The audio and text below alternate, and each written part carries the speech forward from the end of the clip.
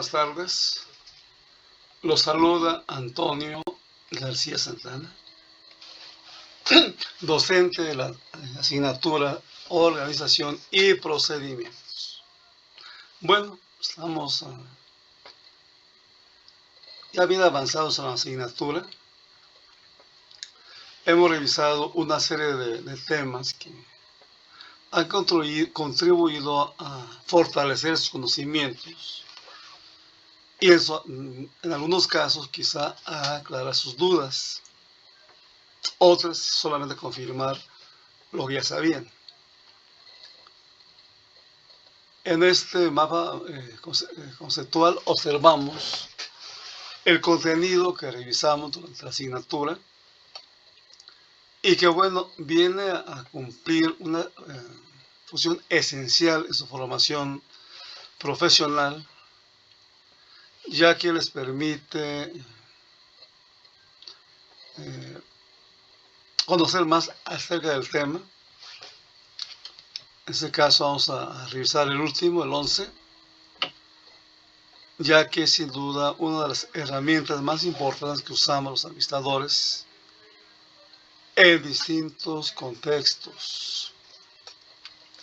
En este caso queremos que el estudiante aprenda a diseñar manuales de ambos tipos, es decir, de organización y de procedimientos para una o varias empresas, de tal manera que en ellos se formalice el qué y el cómo. Es decir, qué se hace por un lado y por otro lado, cómo se lleva a cabo. Una manera de homologar prácticas y también actividades es documentándolo. Y un manual de ese tipo tiene este propósito precisamente de integrar en un solo documento actividades y funciones que se llevan a cabo dentro de una compañía y que a veces no tienen, el sustento o algo que sirva de consulta para su revisión y puesta en marcha. Ambos documentos tienen ese propósito precisamente de apoyar ambos materiales. Hablamos, por supuesto, de un contenido en ese sentido, propósito de los manuales administrativos, su clasificación, que sin duda son parte importante de nuestra formación académica, su estructura, su metodología y, por supuesto, su diseño. Cada tarea cumple una función esencial en este proceso y, por tanto, queremos que esto transcurra de manera constructiva para todos, dándonos la experiencia de ahondar sobre temas de nuestro interés y, por tanto, fortalecer lo que hemos venido revisando a lo largo del tema. ¿Cuáles son los propósitos o propósito de los manuales de ese tipo? Ya lo decíamos, queremos homologar, homogeneizar, sistematizar, por ejemplo, como aquí dice, la información de la empresa. Es decir, cuando ésta existe organizada, es más fácil su interpretación y todo lo que ello deriva. Ante esto, bueno, buscamos precisamente darle esa formalidad, de dar forma o manera que cada persona sepa o tenga la fuente de consulta ante cualquier duda relacionada con su trabajo. Con frecuencia, lo se llama historia o antecedentes históricos, es una buena fuente de motivación para los empleados, ya que en este apartado se revela pues lo que ha sido parte de la compañía y puede ser una buena fuente de estímulo conocerlo, de forma tal que además de esto nos permite que el nuevo empleado facilite su inducción al puesto y a la empresa cuando se le platica, se le informa acerca de todo lo que ha sido trascendente para la compañía. Sus etapas iniciales, por ejemplo, sus fases posteriores y todo lo que ha significado en ese tiempo su crecimiento. De igual forma, se enfatiza lo relativo a lo que es la estandarización de procesos, lo que significa orden, lógica, sentido, estructura, y cuestiones que durante cierto tiempo son funcionales. Y lo digo porque quizá cuando este tiempo pase y ocurra algún cambio interno o externo, lo que se hacía ya no sea funcional y hay que actualizarlo, como parte importante naturalmente de lo que significa este tipo de manuales. De igual forma, cubrir la requisición de certificación de ISO en sus distintas modalidades y tipos. Queremos también ampliar ese alcance hacia otros propósitos, como los que aquí les comparto. Por ejemplo, evitar duplicidades. Es algo muy común que cuando no se diagnostica o no se detecta esas actividades repetitivas o hechas por las o más personas, incluso puede crear conflictos internos, dado de que hay una misma orden para dos personas diferentes, y esto por supuesto puede contraer situaciones que no deseamos. De igual forma, cuando se tiene una estructura definida, resulta más sencillo ver, por ejemplo, los procesos, los sistemas y, por supuesto, la forma en que estos recursos se utilizan. Y estando como están las cosas, queremos ser más competitivos, más racionales, más eficientes en lo que hacemos. De igual forma, tenemos que precisar de qué hablamos cuando nos referimos a un manual de organización. Aquí les comparto un concepto y, como decíamos antes, es un documento. Un documento que integra una serie de contenidos que facilitan al lector su función dentro de la empresa y a cualquier otro extraño a la misma saber con quién está tratando. Especialmente lo que es su estructura, por ejemplo, cómo están sus puestos integrados, qué tareas completa cada uno de ellos, su ubicación, por supuesto, los perfiles que cada puesto requiere, así como las funciones que realiza y cómo contribuye, por supuesto, al producto final. Es decir, las áreas se crean con un propósito y por una necesidad. Cuando ese propósito y esa necesidad comulgan y resuelven la problemática o objetivo a que dio origen, hay un avance. Por tanto, tenemos que estar muy pendientes de esto, jóvenes. Ahora aquí hay algo, no entiendo. Aún me están preguntando algo que debo atender. A ver, nos piden sobre si queremos quedarnos o seguir la llamada. Estamos trabajando, entonces tenemos que seguir, muchachos. ¿Ok? ¿A qué más?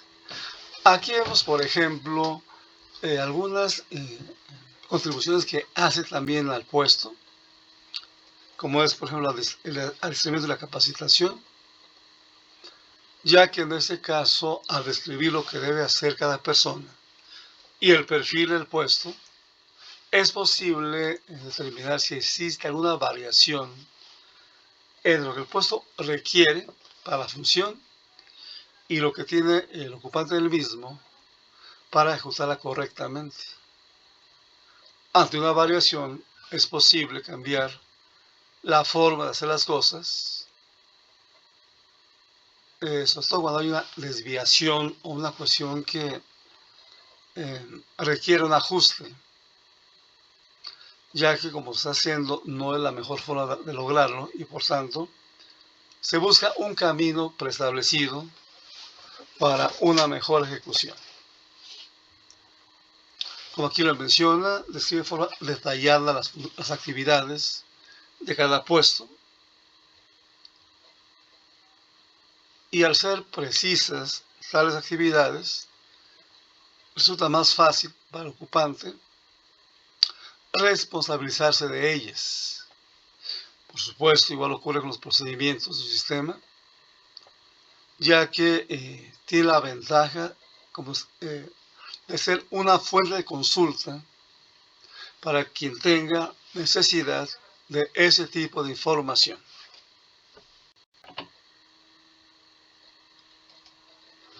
Bueno, como es normal, muchachos, el orden, la organización es sin duda un elemento fundamental para que lo que hacemos se haga correctamente. Cuando llegamos a una compañía que requiere o un manual o un nuevo manual, por ejemplo, es importante hacer todo un diagnóstico, una evaluación que nos permita saber el alcance del tema o del problema para estar en condiciones de hacer una propuesta de trabajo o de proyecto.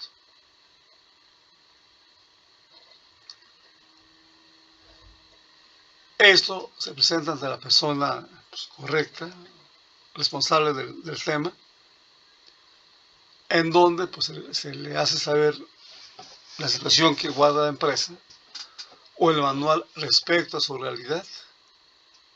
Y sobre esto se empieza el proceso, si es que se vienen las partes, empleando, es decir, recortando información diversa índole, dependiendo, por supuesto, del alcance del manual, para poder analizarla posteriormente y de ese análisis llegar a conclusiones que nos permiten hacer una estructuración del manual para que éste se ajuste y responda a las necesidades propias de la empresa en turno. El propio manual tiene una estructura, pues más o menos general. Veremos más adelante este tema. Sin embargo, se busca que tal estructura responda a lo que las empresas en su momento necesitan o requieren. Siempre es importante que la información se valide. Es decir, en esa recolección de información empleamos distintas técnicas para obtenerla, pero no siempre debemos dar por cierto o por válida la información obtenida. Por ejemplo, complementando esa información con la observación directa o con el manual anterior, con alguna otra referencia de este tipo, podemos corroborar si es o no cierto lo que acabamos de tener y por tanto documentar la información bajo la premisa de su veracidad de parte de la fuente y de su corroboración por parte del analista. Hecho esto, bueno, ya se pasa a la siguiente etapa, que es en donde se autoriza el manual.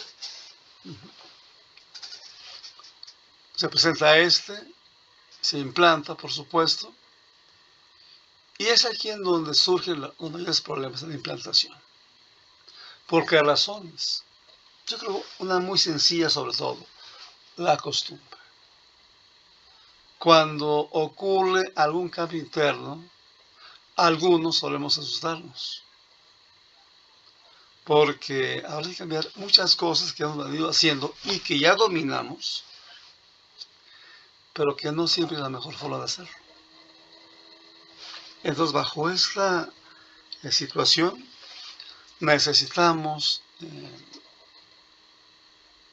ver la forma de que el tránsito de la etapa A a la B,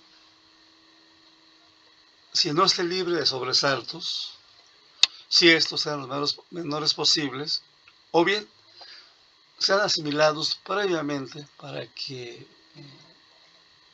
el nuevo cambio no afecte demasiado las actitudes del personal y por tanto contribuye al éxito del nuevo proyecto. Es importante que todo el mundo conozca el documento y se difunda en todos los términos posibles,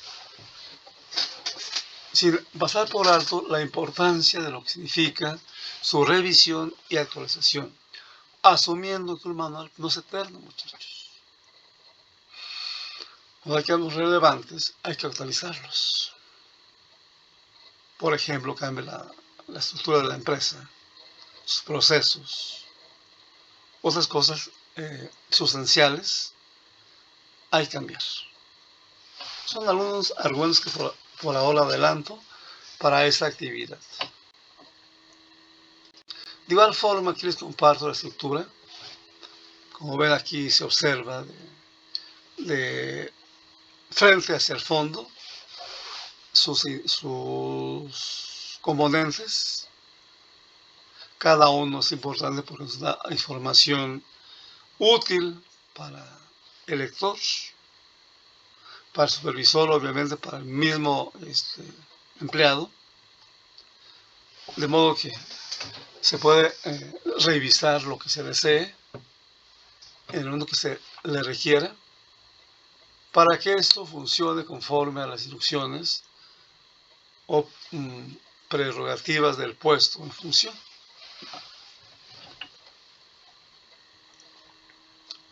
Más adelante hablamos de lo que es el manual de procedimientos. Igual que el anterior, es un documento, el cual integra de manera sistematizada, en orden del tiempo obviamente, todas las actividades que un procedimiento comprende, de toda la empresa.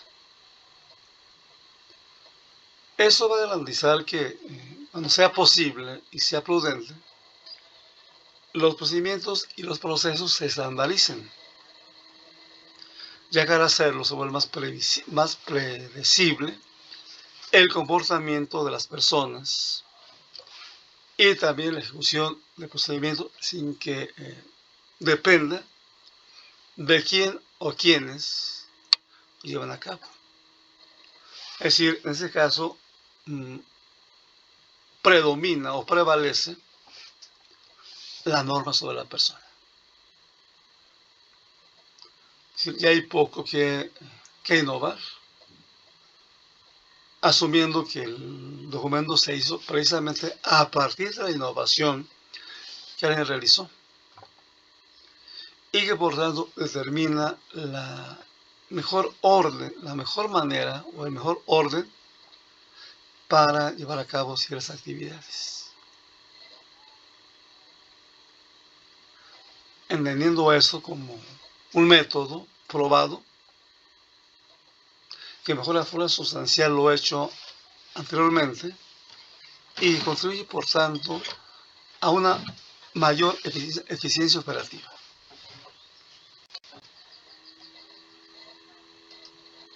De igual forma, vemos sus propósitos. Creo que es bastante entendible los propósitos. Por un lado, presentar una visión global del organismo. Imaginemos una compañía que importa, por ejemplo, productos de otros países y que necesita que gestione los procesos, siga ciertas normas y están prescritas. O bien que visualice cómo fluye la información interna y externamente y la manera en que se atiende para que las cosas funcionen correctamente. De igual forma, como aquí se menciona, es un documento informativo para todos. Ya se trata de una empresa física o de una virtual. En ambos casos tenemos flujos de información, procedimientos y una serie de recursos cuya consideración son de gran valor para la compañía. De igual forma, por ejemplo, sirve como medio para una correcta relación y coordinación de actividades. Si hablamos, por ejemplo, de gestión de compras, o por ejemplo, gestión de productos, o su distribución a los clientes, se precisa que exista sincronía o armonía entre ellas. Y esa es una de las funciones de los procedimientos. Es decir, integrar directrices, orden a ese tipo de actividades para su máximo aprovechamiento. Aquí observamos cómo se elabora el manual. Obviamente, igual que el anterior, se requiere una planeación. A veces, por ejemplo, los tiempos de respuesta al cliente son inadecuados. O, por ejemplo, el proceso de fabricación de un producto consume demasiado tiempo o recursos. O alguna cuestión semejante que entorpezca su buen funcionamiento. Esas son razones que justifican entonces su elaboración. Veamos más tarde lo que es su estructura. Es muy parecida a la del manual de organización. Obviamente cada una con sus propias particularidades, buscando integrar en su contenido todos los temas que contribuyen a una mayor eficiencia operativa.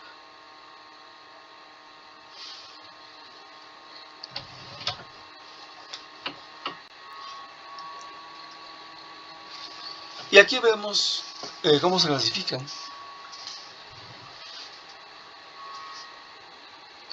Ambos manuales administrativos, por un lado por su naturaleza, por su ámbito de aplicación, por su área y por supuesto por su contenido. Los habrá, como es muy normal, algunos completan toda la compañía, otros una de sus áreas y otras un departamento, por ejemplo. De igual forma los habrá por su ámbito generales, por la compañía, y otros para ciertos procesos más específicos. Igual por su área de aplicación,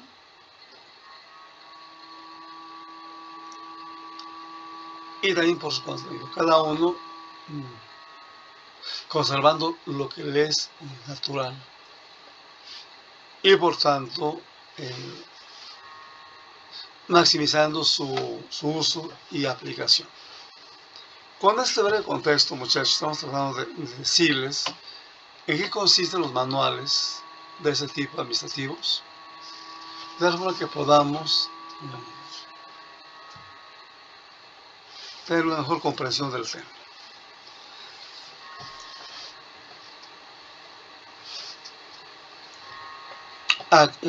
Como sabemos, la plataforma tiene un mensajero interno y también un correo institucional. Ambos medios los emplearemos para ese propósito. Los invito a hacer su mejor esfuerzo en este curso para concluir de forma brillante y avanzar en su proyecto académico en nuestra querida Universidad Nacional Autónoma de México. Muchas gracias, jóvenes. Hasta pronto. Seguimos en contacto.